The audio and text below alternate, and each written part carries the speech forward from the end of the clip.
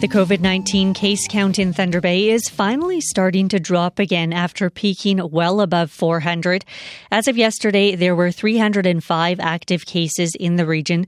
The 7-day rolling average is also trending downward. Still, there are 31 people in the hospital and 7 of those are in the intensive care unit.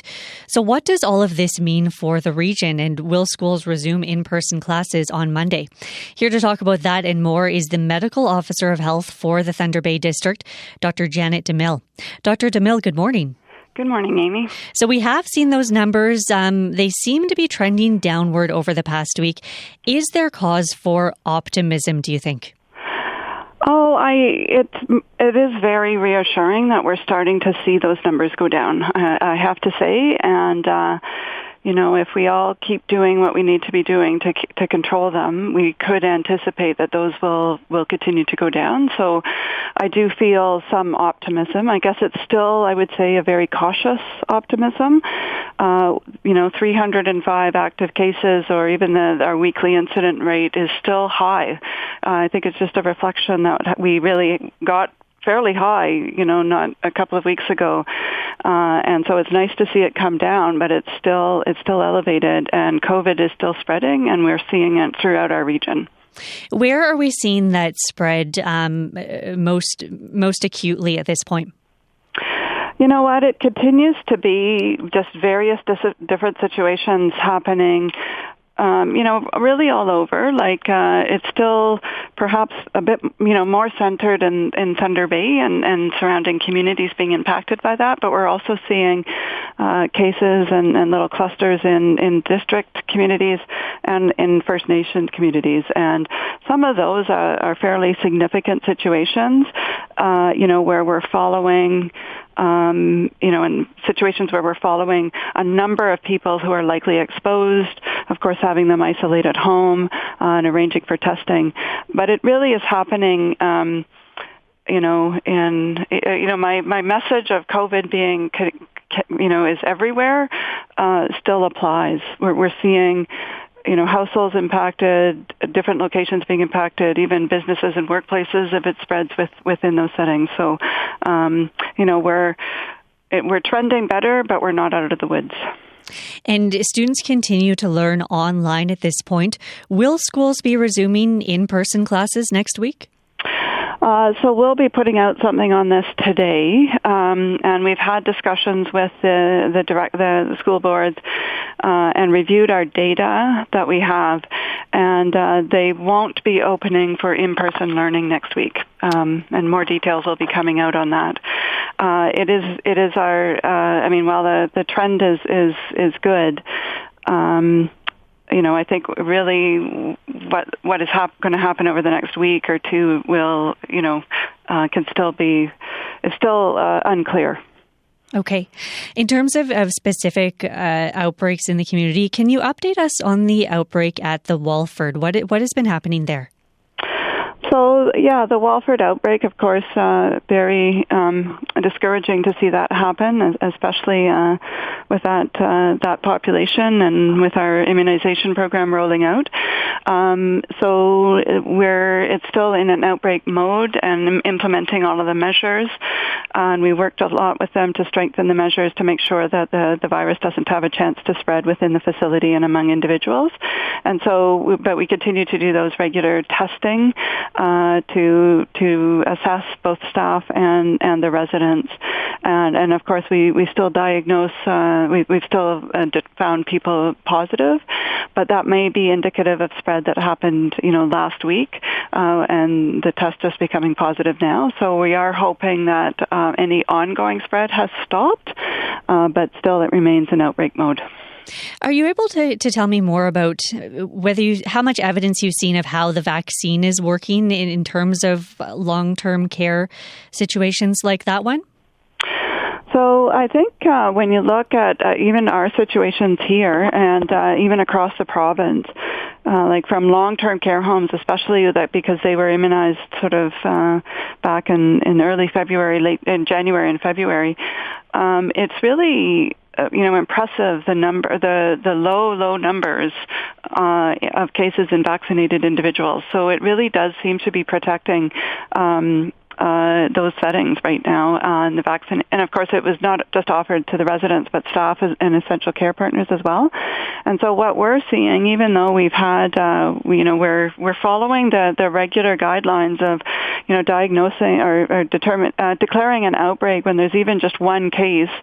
So we've had a number of situations where it's just one staff person who has been in the facility working with others when they were in their infectious period. And it's not necessarily, we're not seeing sort of a broader spread to others, which is very reassuring. There was also an outbreak at Hogarth Riverview. Can you update us on that as well? So same sort of situation. We declared one. I think we declared one over and one a new one at the same time in the last couple of days. But basically, a staff person was positive. We did the full sort of outbreak measures with HRM and St. Joe's, and then of course after it passes that 14-day period with no new cases, then we can declare it over. But unfortunately, there was another person who tested positive that was associated with that facility, so we had to declare a separate outbreak. But what we can do, of course, is just have it on a particular unit, and it's not facility-wide, so it's just more focused outbreak measures. And I do know that the province is actually reviewing the data and the guidance around long-term care homes, given the evidence that the vaccine is providing them a lot of protection. So reviewing the guidance, what are you anticipating there? How might things change? Well, I think actually even just reduction of some of the restrictions that are placed that long-term care homes have in place, for example, that are still fairly limiting and isolating for residents right now. And I think there's a review of what measures are needed if in a place where there's a high rate of vaccination. The other one is, of course, looking at how we might do outbreak management differently, or what threshold might we need when we declare an outbreak and implement these measures, and that's being looked at as well. In Thunder Bay, city paramedics are less than 2 weeks away from going on strike if they do not reach a deal with the city. Should that happen, what plans do you have to deal with things that they were involved in, like things like COVID-19 testing? And they're also involved in the vaccine rollout, so they play certainly a very important partner in all of this, and they will be continuing to provide some essential services, and there is really a group of partners that are all involved with the testing and with the vaccination, and if there is sort of labor action that does put a change in that, then there will be plans put in place to manage through that. Speaking of the vaccination effort, so in Thunder Bay, is the health unit vaccinating people 75 plus at this point? So this week we're moving through the remainder, or most of the remainder, I guess, of those that are 80, over 80. We do have some appointments booked for those who are 75, and we will continue to offer clinics and moving down through those age brackets. So the next clinics that we offer, and we're still setting up that particular schedule, will be 75 and older. And I know we've talked about this before, but we're still getting a lot of calls from people wondering why we are still behind some of the other health units in terms of how far along we are with the vaccination effort. Even with the additional doses that we got from the province, what are you telling people about why we're still behind other areas? So I think it's really tricky to say we're behind. We've actually done a fair amount of vaccine and continue to deliver. I think there's up to a little bit over 6,000 vaccines going to be provided this week through a variety of different partners for the Thunder Bay District region. And we're in, and different health units might be sort of at different places on different priority groups, and it really depended on how health units and their partners move through those priority groups. So, health units are focused primarily on those phase 1 priority groups, moving ahead very shortly around the phase 2 priority groups. And 75 and older, like the 75 to 79 group, was actually phase 2, the beginning of phase 2, which is technically April. But I think actually if you mapped it out, we're probably ahead on the immunization of some of our priority groups and behind on the immunization of other priority groups. But overall, though, I think actually we're doing well, and we are continuing to ramp up. We know we have the capacity to deliver, more vaccine, and as we get it, we're delivering it. I think the other issue is also about vaccine supply. Vaccine supply is increasing, but it's still limited, and we still have to manage, and plan with the supply that we're actually getting. And finally, Dr. DeMille, in terms of the variants of concern, is there any update there? Have any further cases of variants been identified in our district?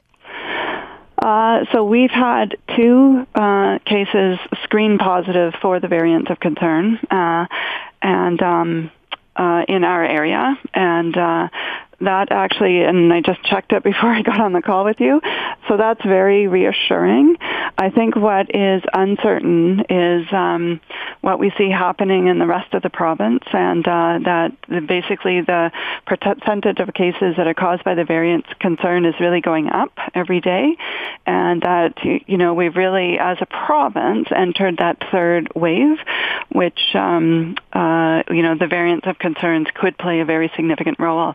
And it's interesting how our case numbers are going down, and, we've had only 2, screen positive, but I think we're very much at risk over the coming weeks of potentially getting more of those variants and starting to see our case numbers go up again.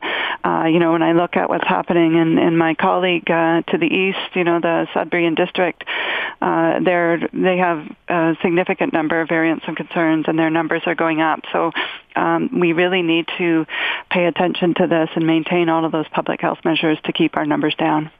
Dr. DeMille, as always, very much appreciate your time this morning. Thank you for joining us. Thank you very much, Amy. Dr. Janet DeMille is the Medical Officer of Health for the Thunder Bay District.